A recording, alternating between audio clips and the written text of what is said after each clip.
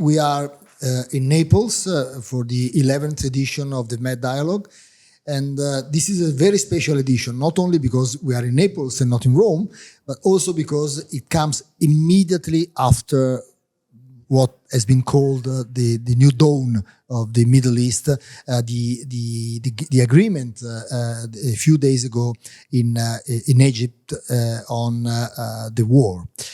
And I have the great pleasure to be able to share a few points on this with Karim Haggag.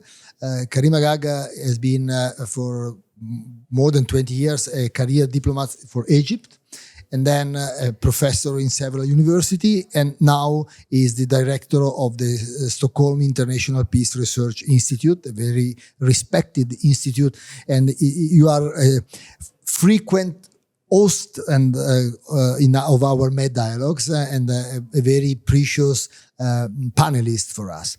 So, after the dawn, after the peace agreement, someone is saying it's not a dawn, it's already a sunset. So someone is saying it's not a peace agreement, it's a ceasefire. Someone is saying it's a big, important step, but others say it will be the only one, most likely. What's your assessment? So thank you very much. This is a very important question, because what comes next after the agreement that was signed in Sharm el-Sheikh very much depends on us. And by us, I mean the regional states, the United States, and key European capitals, all of whom are important stakeholders. In order to realize the hope of that is presented by this agreement, we have to be very clear on the challenges moving forward. And there are three key challenges. The first challenge is the challenge of governance in Gaza. So who governs Gaza? And there, the real hope has to be the return of the Palestinian Authority as the legitimate governance address for the Palestinians. Because if you look at it, that is really the only way to counter Hamas, with a legitimate Palestinian alternative. So that's the first challenge. The second challenge is one of international legitimacy. So whatever comes next has to be anchored in international law, and that means anchoring this in a clear UN Security Council resolution that would govern the way forward and that would provide a mandate for the international security force that is meant to be deployed in Gaza. And then the third challenge is providing a horizon, not just for Gaza, but for the two-state solution, for the Israeli-Palestinian conflict. If we address these three challenges with determination, with clarity, then I think there is the possibility of a new dawn for the region. But the point is that also that it's a step-by-step approach, which means that if step number one is not fulfilled, is not done, you don't move to two. If two is not done, you don't move to three. Where do you feel, I ask you for your personal worry, where do you feel this process could get the biggest problems or interruption or disruption? What should we watch in the next weeks to understand whether we are on the right track or is just a big show that doesn't bring anywhere? Yes, so I think the immediate challenge that we all have to address is changing the very difficult reality on the ground in Gaza. So that means making sure that the ceasefire holds, making sure that the final phases of the prisoner exchange is conducted. So that means handing the remains of the dead bodies, the Israeli captives, to the Israeli side. Let me interrupt you on this. This is not happening right now. I mean, there are still 20 remains which are still not delivered. But do you think there is someone doesn't want to deliver them, to stop all the process, or it's really practically impossible to do that? what's your feeling after? Because we have been discussing this. I highly doubt that there is any desire on the part of Hamas or the other Palestinian factions to hold on to the remains of the deceased captives.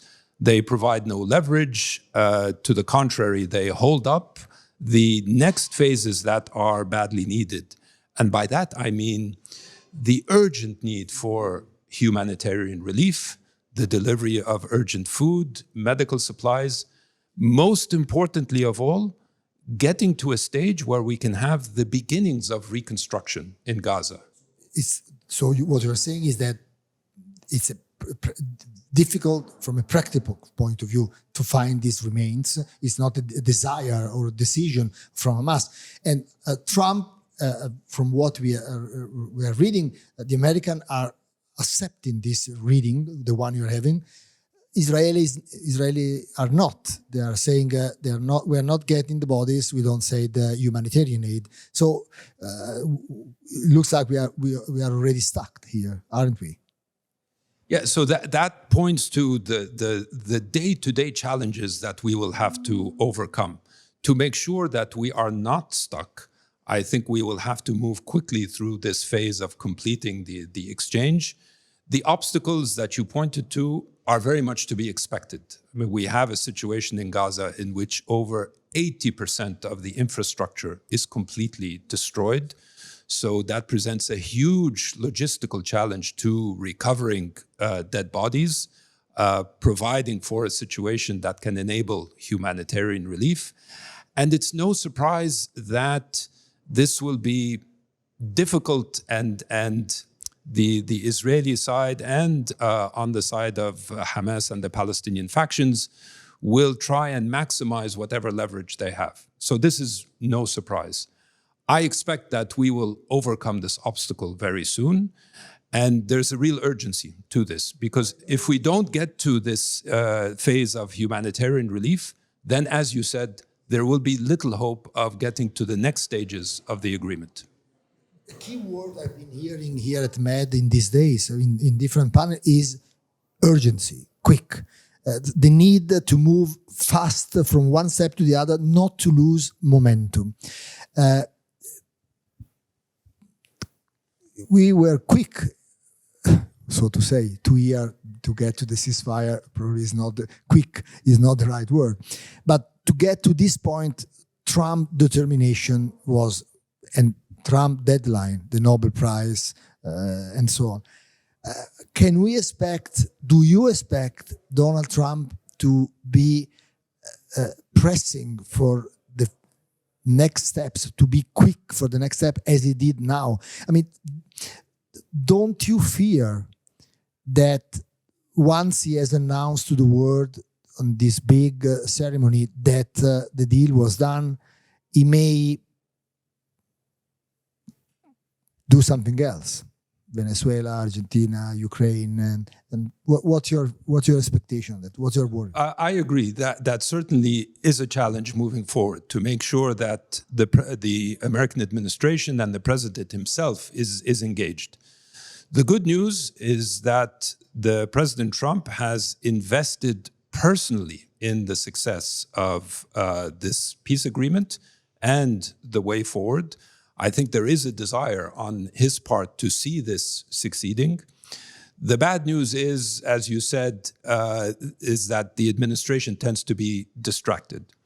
This is why I say that a lot of the responsibility falls on the regional actors and the international actors who are invested in this success to engage very intensively with the American side to make sure that their attention is focused on the situation moving forward and in the right direction. So addressing these three key challenges that I mentioned: the challenge of Palestinian governance, the challenge of international legitimacy, and a horizon for the two-state solution moving forward. It's interesting because the feeling from outside, the feeling that we may have is that President Trump goes to Egypt. He is the host in Egypt of the peace agreement. He takes the scene and then says, we need a stabilization force.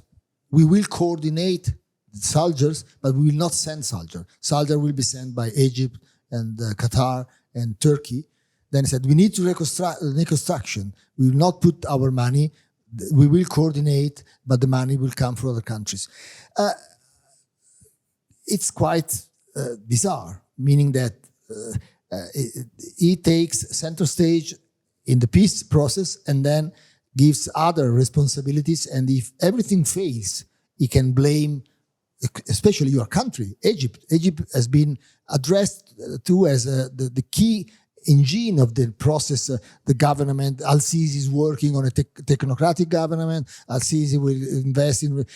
Don't you, as an Egyptian, as a career diplomat, former career diplomat in Egypt, don't you feel the risk that you have given a central stage to Trump?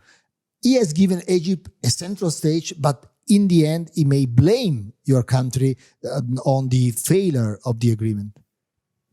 No, that's certainly a concern. But, speaking about Egypt's role, this is a role that Egypt has assumed from the beginning of the peace process, going back to the early 90s. So Egypt was a party, whether directly or indirectly, to every single Palestinian-Israeli agreement that was signed by both sides, whether it was the PLO and Israel or the ceasefires between Hamas and Israel during the rounds of previous armed conflict in Gaza. And with that responsibility comes risks. And Egypt has always been ready to assume those risks. But I think putting what you said in a positive context, yes, President Trump expects a lot from the US regional partners in the Middle East. But with that responsibility also comes leverage.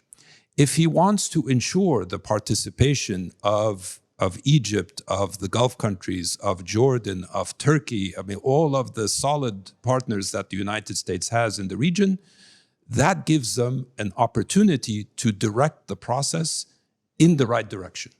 And I think that is why I say this is a collective responsibility to make sure that the coming stages of the process are done with urgency, but also move in the right direction. Let me ask you something very specific on this issue.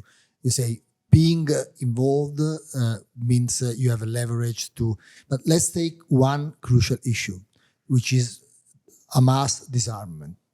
The 20 point mentioned that Hamas will disarm, which means they will deliver their arms, which may be difficult. And Trump has recently said, if Hamas does not disarm, we will disarm Hamas. But Trump is also saying, I will not send my soldiers to Gaza, which means it will be Egyptian soldier or Qatari soldier, which will have to disarm Hamas. Do you think your government, your country would allow to be involved, their soldier, the military to be involved in the disarmament of Hamas? So against the will of Hamas? No, this is a very important question. For 2 years, Israel has tried to militarily disarm Hamas. In the context of what is now the longest war in the history of the Israeli-Palestinian conflict, and certainly the most intense and the most destructive. It would be, I think, naive to assume that there is a coercive approach to disarming Hamas. The challenge of disarmament has to be in the context of a more holistic vision for Gaza and for the Israeli-Palestinian conflict moving forward.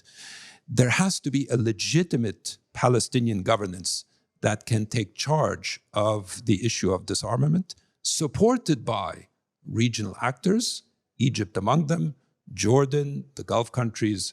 Egypt now is engaged in a very intensive effort of training a Palestinian police force together with Jordan that would deploy to Gaza.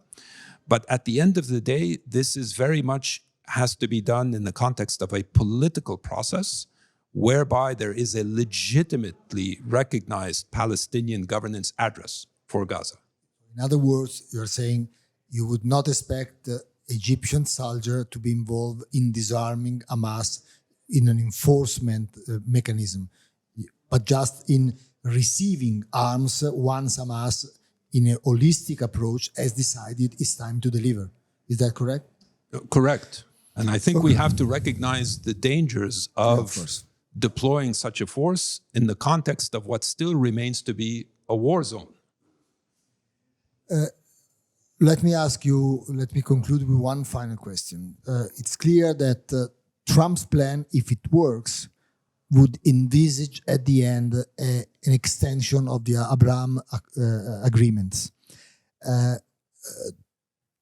After these 2 years, do you think this could be realistic, or are you doubtful that there is momentum, if the plan works, of course, to go in that direction? I think there is now, given the new realities in the region, I think there is a reassessment of the original rationale of the Abraham Accords.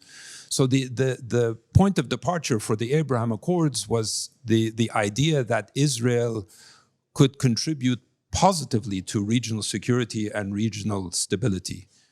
I think now what we see is quite the opposite, that Israel is a disrupting factor in regional security. And we've seen that with respect to the war with Iran, the ongoing conflict in Lebanon, and of course, most seriously, the Israeli strike against Doha. So I think there is a much more realistic assessment that goes beyond simply just signing an agreement between Israel and the Palestinian Party that would open the way for an extension of the Abraham Accords. Thank you very much. It was inspiring as always. Thank you very much. Thank you for the opportunity.